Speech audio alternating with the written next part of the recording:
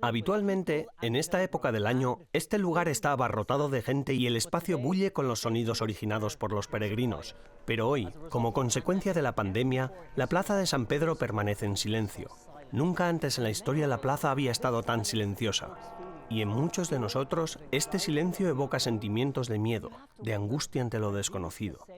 Y podemos preguntarnos si son estos mismos los sentimientos que aquellas mujeres y discípulos de hace 2000 años sintieron cuando hicieron rodar la piedra para encontrarse con aquella tumba vacía y también silenciosa.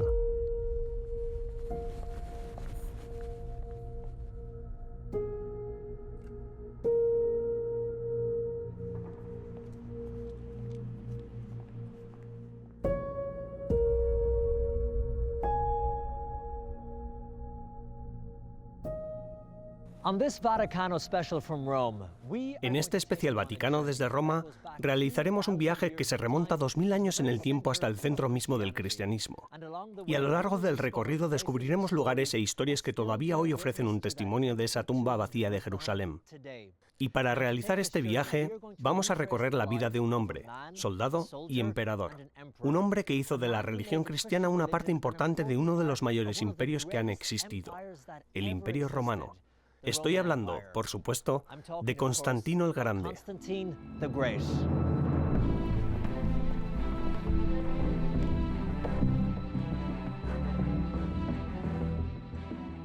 Apodado Trachala, que significa cuello de toro, por su aspecto físico, Constantino es el hombre que aunó la historia de Roma con la del cristianismo.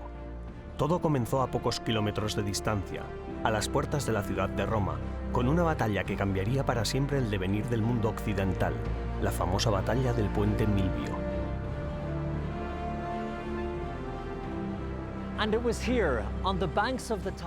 Y fue aquí, a orillas del río Tíber, que el 28 de octubre del año 312 después de Cristo, Constantino se enfrentaría a su mayor rival, su cuñado Magencio, en una batalla que cambiaría el curso de la historia. Pero para entender lo que ocurrió en ese día es preciso detenerse y retroceder para preguntarse, ¿quién era Constantino? ¿Y por qué llegó con sus tropas hasta las puertas de la ciudad de Roma?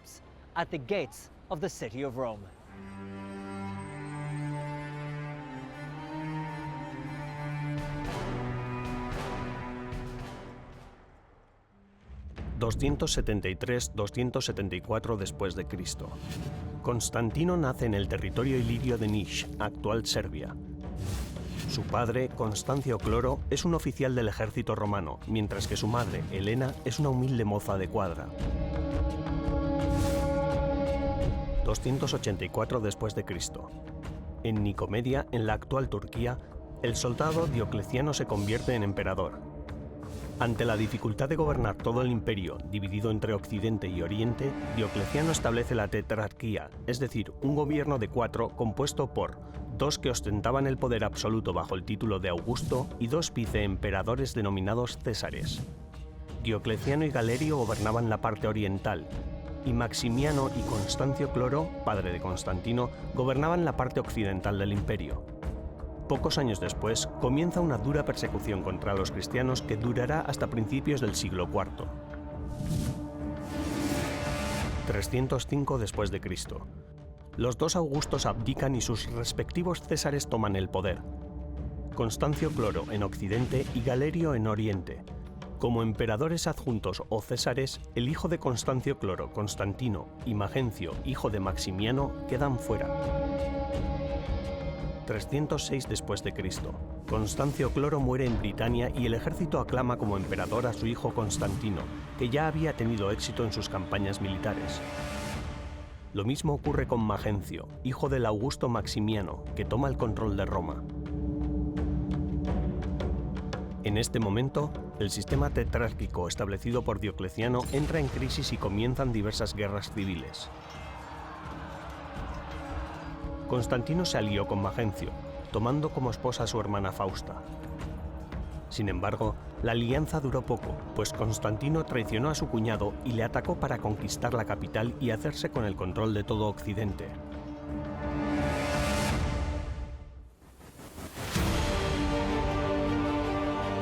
A las puertas de Roma, en el puente Milvio, Ambos cuñados se enfrentan el 28 de octubre del año 312 después de Cristo. Según la tradición, en la víspera de la batalla contra Magencio, Constantino ve en el cielo un extraordinario espectáculo, la señal de la cruz hecha de luz con una inscripción que rezaba: «Con este signo vencerás».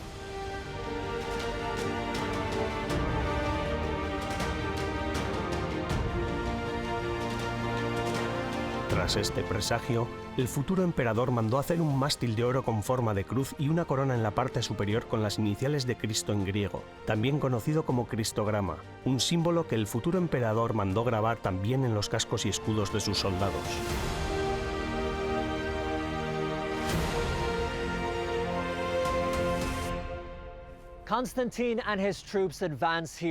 Constantino y sus tropas avanzan por aquí hasta las orillas del río Tíber y esperan. Aguardan a las tropas de Magencio. Y para averiguar lo que sucedió ese día y cómo pasó a cambiar el curso de la historia y del cristianismo, me acompaña Filippo Forlani, profesor de Historia Eclesiástica Medieval. Profesor, encantado de conocerle. ¿Por qué decidió Constantino declarar la guerra a su cuñado? Básicamente porque tanto Constantino como Licinio, que en ese momento era el Augusto de Oriente, consideraban a Magencio un usurpador, y Magencio se oponía al gran cambio que se estaba produciendo en el imperio. Lo que quería era mantener y preservar el poder aquí en Roma gracias al apoyo del Senado y de los pretorianos, cosa que estaba generando una confrontación no solo de poder sino también en la visión estructural del imperio. Llévenos de vuelta a ese día. ¿Cómo fue la batalla? Nos tenemos que imaginar a unos 170.000 hombres enfrentándose un poco más al norte, hacia Saxarubra, ambos ejércitos enfrentados, desplegados, como si de un espejo se tratara, con la infantería en el centro. Magencio tenía unos 100.000 hombres de infantería y unos 18.000 de caballería alineados a ambos lados. Constantino, por su parte, tenía 40.000 hombres, 40.000 de infantería con unos 10.000 jinetes a cada lado. Comenzó a atacar Constantino con su caballería, que aniquiló a la de Magencio. En ese momento Magencio estaba rodeado, tenía la infantería de Constantino al frente y a la caballería a ambos lados flanqueándolo y acercándose a él.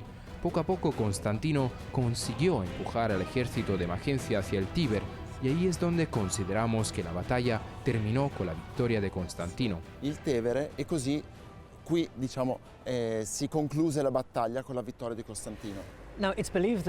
Se cree que Constantino tenía un ejército mucho más pequeño que el de su cuñado Magencio. ¿Cómo consiguió la victoria? Fundamentalmente Magencio cometió un error de estrategia, o más bien la cambió en el último momento. Había traído una gran cantidad de alimentos a Roma para sobrevivir a un asedio, un largo asedio protegido por las murallas aurelianas que protegían la ciudad. 18 kilómetros de muro de unos 6 metros de altura. Conviene recordar que hasta la edad moderna el que defiende, el ejército que defiende, suele tener ventaja sobre el que ataca, pero ese día de repente Magencio cambia de opinión. Algunos pensamos que porque la batalla coincidió exactamente con el mismo día en que Magencio había tomado el poder en Roma 6 años atrás y que por eso debió pensar que sería un día favorable, de modo que decidió construir un puente de pontones que dejara pasar al ejército. Lo hizo porque quería una batalla campal, buscaba destruir al ejército de Constantino, pero a su vez pensó, si tengo los barcos al alcance, puedo plantearme una retirada en el último momento. Pero la retirada fue caótica porque la ferocidad del ejército de Constantino hizo que se retiraran muy confundidos y desordenados, de manera que cuando pasaron por el recién construido puente, este se vino abajo y todas las tropas cayeron al Tíber, incluyendo al mismo Magencio, que acabó ahogándose. Si ruppe e tutte le truppe finirono sul Tevere, compreso Massenzio, che morì annegato. ¿Y cómo inició esta victoria de Constantino la difusión del cristianismo en el imperio? Allora, il cristianesimo si era già diffuso abbastanza in tutto l'impero. Para entonces el cristianismo ya se había extendido por todo el imperio. Lo que Constantino hizo al año siguiente fue reconocer al cristianismo como religión lícita, por lo que pasó a ser una de las religiones que se podían profesar dentro del imperio. Conviene recordar entonces que, por ejemplo, si hoy no vamos a trabajar los domingos, es gracias a Constantino, porque fue él quien decidió declarar el domingo como día festivo y a partir de ese momento todo Occidente dejó de trabajar los domingos. Más tarde adoptó muchas otras medidas en favor de los cristianos, como devolver los bienes que habían sido confiscados durante las persecuciones. También hizo construir varias basílicas dentro de la ciudad de Roma o incluso en Jerusalén.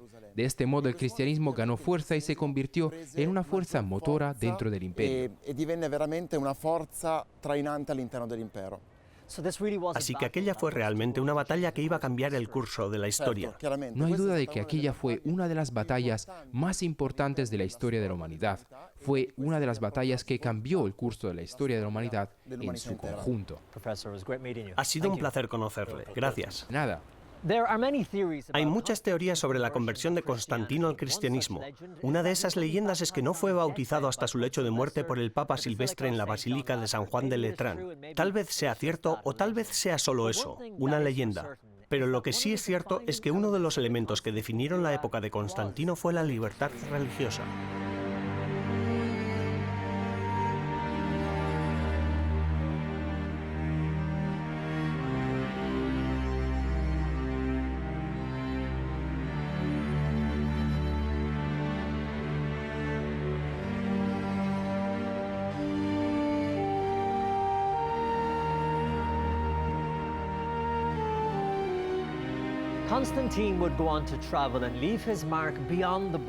Constantino siguió viajando y dejando su huella más allá de las fronteras de la ciudad de Roma. Por ejemplo, en Jerusalén demolió un templo pagano que estaba dedicado a la diosa Venus. Quiso iluminar el sepulcro de Jesús en la misma Tierra Santa y en su lugar construyó una magnífica basílica, que hoy conocemos como la Basílica del Santo Sepulcro. Bueno, tenemos que hacer una breve pausa, pero cuando volvamos seguiremos caminando tras los pasos de Constantino. En breves instantes continuamos con este especial Vaticano desde Roma.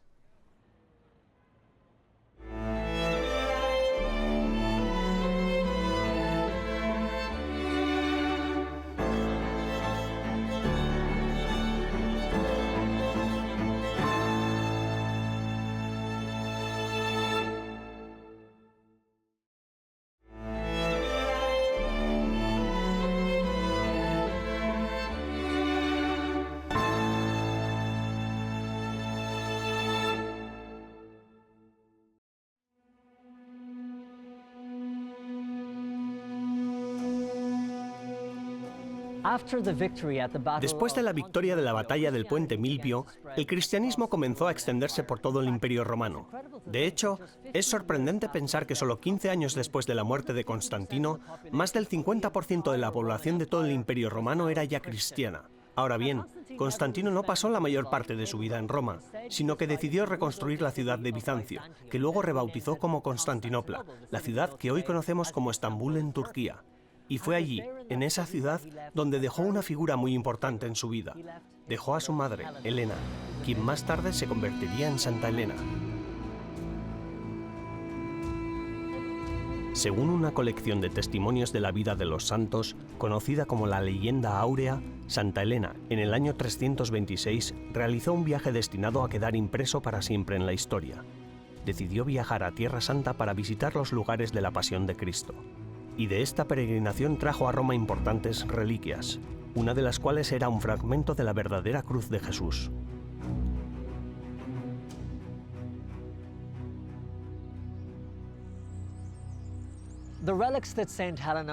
Las reliquias que Santa Helena trajo a Roma se encuentran en esta basílica aquí a mi lado, conocida como la Basílica de San Juan de la Cruz de Jerusalén, el mismo edificio que fue encargado por Constantino y levantado con materiales de construcción de finales del siglo II. Aquí es donde Santa Helena decidió guardar las reliquias que trajo de Tierra Santa. Para saber más acerca de esto, me acompaña el profesor del Instituto Pontificio de Arqueología Cristiana, Olof Brandt. Profesor, encantado de conocerle. Dígame, ¿cómo han acabado las reliquias en este lugar? Poco después del concilio de Nicea en el año 325, se propuso comenzar a construir iglesias y santuarios en Tierra Santa, en los emplazamientos bíblicos en Jerusalén y en Belén, y en aquellos mismos años Constantino trajo a Roma una reliquia de la Santa Cruz y se construyó una iglesia en el complejo del Palacio Imperial, donde vivía su madre Helena. 70 años después, en los años perdidos del siglo IV, San Ambrosio nos dice una cosa que no se sabía antes, que fue Santa Helena quien descubrió la cruz y la inscripción en la misma. Y después de eso se vuelve muy complicado seguir la pista a estas reliquias a través de la Edad Media, pero todavía están aquí. Ahora, hoy en día es una basílica, pero en aquella época era una residencia imperial. ¿Cómo se transformó en una basílica? Bueno, sí, este era un palacio imperial del siglo III, uno de los muchos palacios imperiales de Roma, con su anfiteatro, varios salones grandes. Constantino, a principios del siglo IV, transformó uno de los palacios más grandes del siglo III, simplemente añadiendo un ábside, de manera que siguió siendo una sala rectangular con un ábside hasta el siglo XII. Fue entonces cuando el Papa Lucio II la dividió en 3 naves. Más tarde, a finales del siglo XV, se redecoró y a principios del siglo XVIII se añadió esta fachada rococó, lo cual cambió por completo el aspecto de la iglesia. Una historia fascinante. En un instante vamos a entrar a ver las reliquias de la verdadera cruz de Cristo, así como otras reliquias que dan testimonio de su pasión. Pero, ¿qué podemos decir acerca de su autenticidad? Bueno, varias de estas reliquias llegaron aquí a finales de la Edad Media como parte de las cruzadas, y es muy difícil decir algo sobre ellas, pero las 2 reliquias principales que Ambrosio dice que Helena descubrió en Jerusalén son la Santa Cruz y su inscripción. Jamás se ha podido demostrar que sean falsas, así que bien podrían ser auténticas, pero es muy difícil reconstruir su historia debido a que el comportamiento que se ha tenido hacia las reliquias ha variado mucho a lo largo del tiempo. Hoy podemos verlas cuando están expuestas, pero a principios de la Edad Media siempre estaban guardadas. Permanecían ocultas bajo el suelo del edificio, bajo el altar, de modo que los peregrinos no podían ver las reliquias. Las reliquias aportaban una especie de poder espiritual al propio edificio de la iglesia, pero todo esto hace que sea muy difícil reconstruir la historia de cada uno de los objetos. Profesor, muchas gracias por su tiempo.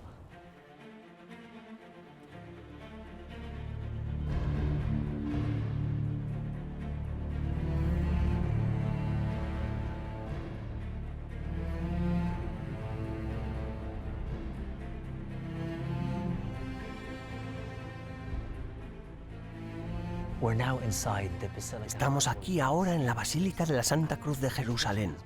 Y la tradición ha sido durante siglos que cada Viernes Santo los papas caminaran por aquí descalzos para rendir homenaje a las reliquias de la Pasión de Cristo. Desde 1930, esas reliquias se conservan en una pequeña capilla llamada Capilla de las Reliquias. Esa capilla se encuentra justo en la parte superior de los escalones. Las reliquias se conservan encerradas en cristal.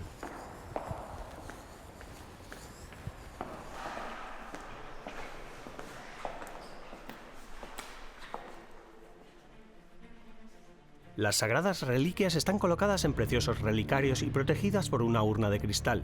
Y aquí hay un fragmento de la verdadera cruz en la que Jesús fue condenado a muerte.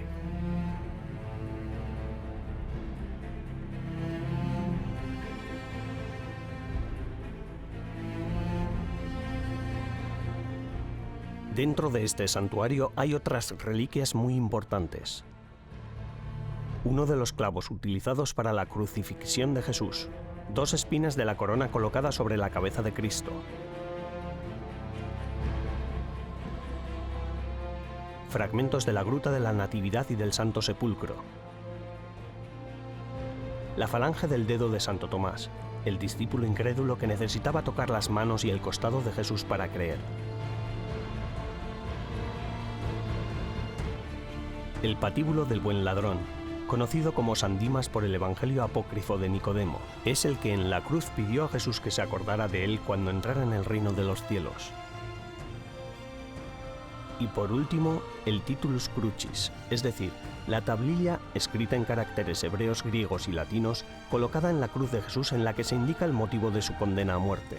Rey Nazareno de los judíos, hallada en el siglo XV, tapiada en el interior del arco absidal de la basílica.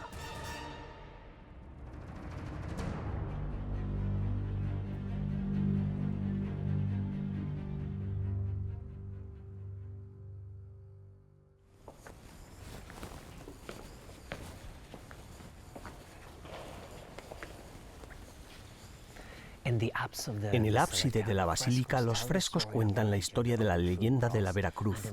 Este ábside abovedado es como un gran libro que relata las historias de las reliquias.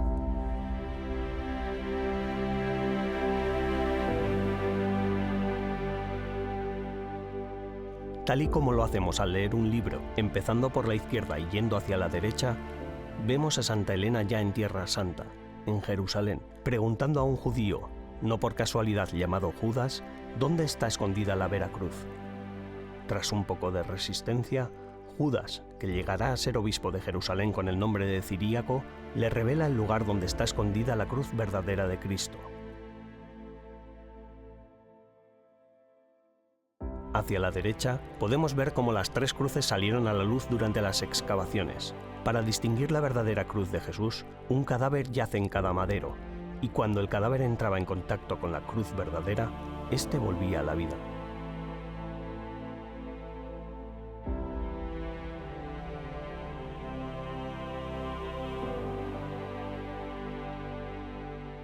Por último, en el centro del ábside se ve a Elena sosteniendo la recién descubierta cruz. Arrodillado en actitud de oración a su lado está el cardenal Pedro González de Mendoza, titular de la basílica entre 1478 y 1495.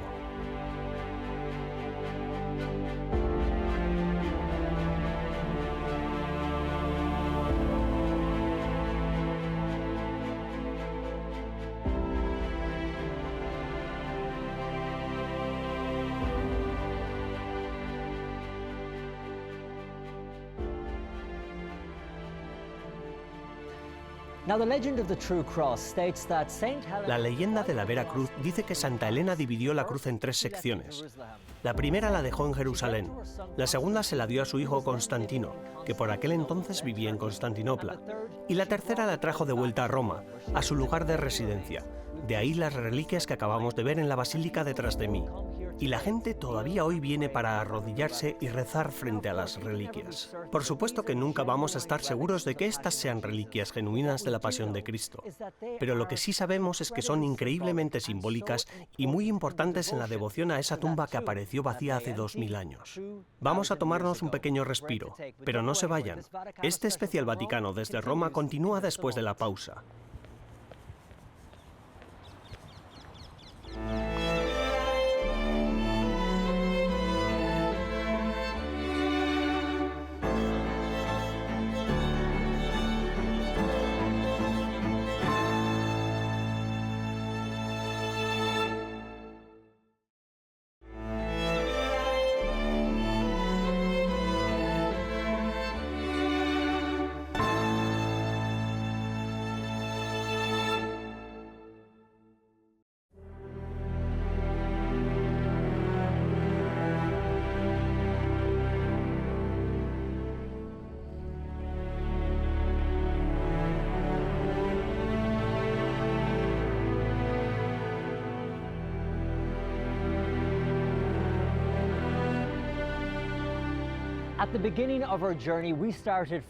Aquí comenzamos nuestro viaje, en esta plaza, la Plaza de San Pedro, un lugar en el que el arte y la fe se unen para crear esta extraordinaria belleza. La basílica que vemos hoy data de los siglos XVI y XVII y tiene una historia increíble. No olviden que durante los más de 100 años que se tardó en construir, trabajaron aquí los más grandes artistas de la época, Rafael Sanzio, Miguel Ángel, Bernini y otros muchos. Fueron estos artistas los que dotaron de vida y belleza física a la mayor iglesia del mundo. Pero la primera basílica dedicada al apóstol Pedro data del siglo IV. Fue la que construyó el emperador Constantino y permaneció intacta durante más de 1200 años.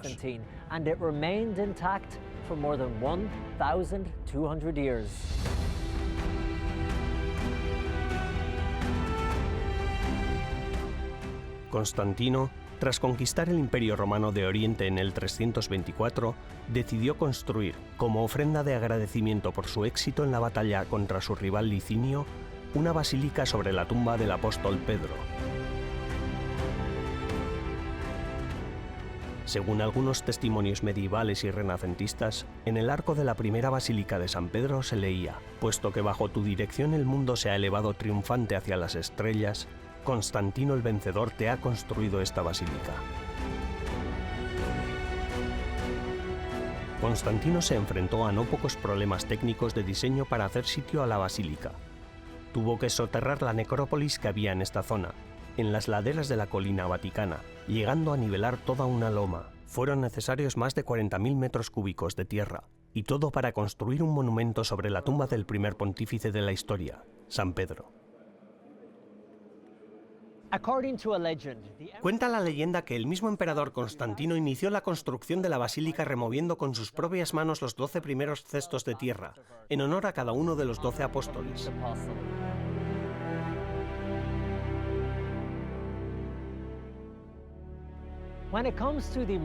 En lo que respecta al martirio de Pedro, él no se consideró digno de sufrir la misma muerte que Cristo, por lo que pidió ser crucificado boca abajo, y todavía tenemos un recuerdo visible, un testigo silencioso de aquello, justo en el centro de la plaza de San Pedro, el obelisco del Vaticano.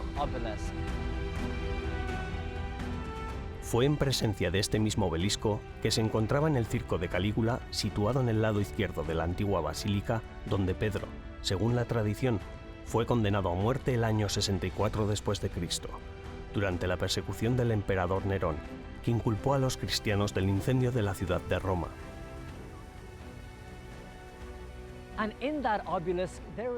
Un secreto que, una vez más, nos remite a Jerusalén, a la pasión de Jesús, a esa tumba vacía, porque justo en la parte superior, bajo la cruz, hay otra preciosa reliquia, otro trozo de la verdadera cruz de Cristo.